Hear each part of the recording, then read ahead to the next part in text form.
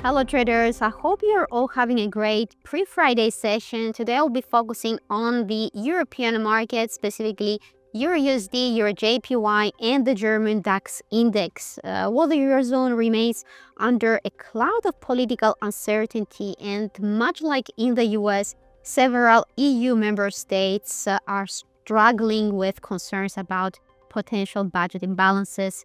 Well, the recent resignation of the French Prime Minister highlighted those challenges, but despite that, a weakness in the Japanese yen helped EURJPY to reach a new multi-year high, while the German DAX index managed to climb to a new all-time high, remaining highly correlated to the US stock indices. So let's have a look at the charts and see what the technical signals suggest. And starting first with EURUSD. Well, as we can see, EURUSD, despite the U.S. government shutdown and the fact that the European Central Bank is expected to hold interest rates steady in the coming months, that couldn't help EURUSD to gain some ground. Instead, the price continues to trade near Wednesday's lows around 1.16.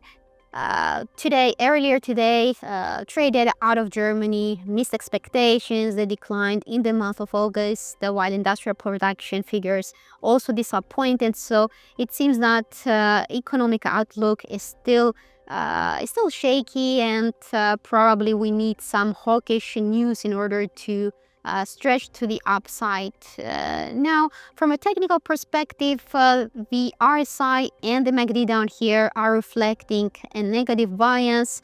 The RSI is below 50, the MACD has dropped into the negative zone, so that increases the case of a bearish continuation.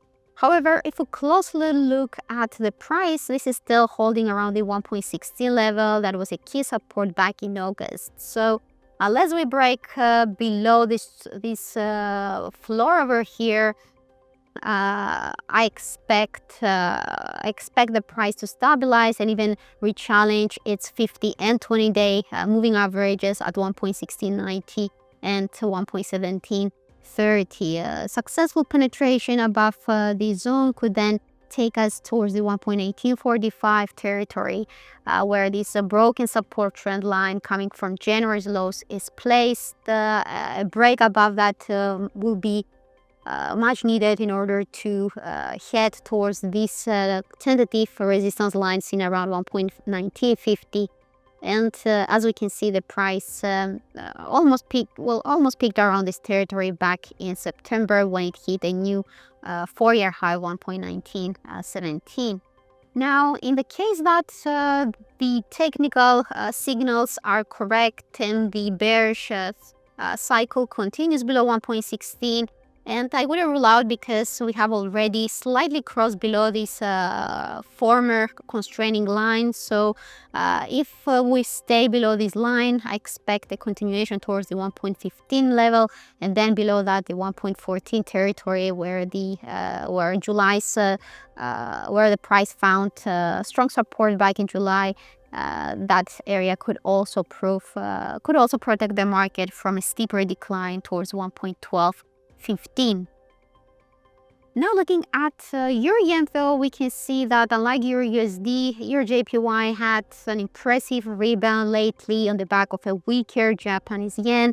Leadership change, a change in a new prime minister, which is considered more pro-stimulus, has kind of put rate hikes into question. So that helped, that actually add some pressure on the Japanese yen, helping EURJPY to continue higher and hit a new 35-year high of 177.92 earlier today. The question here is whether there is more room for improvement, and I would rule out another extension at least until 179.50, 180, where these key resistance, long-term resistance trend lines are placed. And beyond that, if we see additional gains, probably the price could enjoy a much faster rally towards the 1990 constraining zone of 184, 185.40. Of course, if we look at the technical indicators, it seems that the price is near overbought territory, so a pullback cannot be excluded in the short term. If the price fails to enter this 178 territory, I expect a pullback to 175, and then another failure here, another correction to the downside could see a test near the 171.77, 172.65 zone, where the upper band of where the Ichimoku cloud constraining lines are placed. And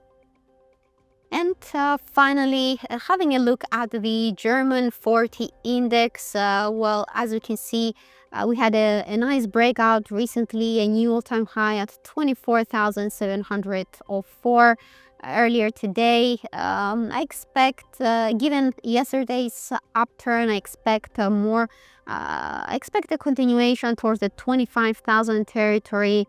And gains could still remain limited because in this market it seems that the price is also in overbought territory according to the RSI and the stochastic oscillator. So positive momentum could lose some steam. If not, we could then head towards the next barrier seen near this important resistance trend line at 25,975. What could cause a bearish reversal? Well, once the price moves below 24,370, we could see the price testing the 24,000 psychological mark ahead of the 23,640 zone, while below that, a more serious bearish signal could come beneath the 23,240 and 23,000 region, where the 200-day moving average as well as the support line over here from August lows is placed. So any failure here, any breakout below this territory would downgrade the short term as well as the medium term picture, marking new lower lows beneath the July's lows. So that's everything I wanted to share with you guys. I hope you liked my analysis. If you did, please subscribe to this channel and like my video. We'll be back soon with more technical updates. So thank you for watching and see you next time. Bye bye for now.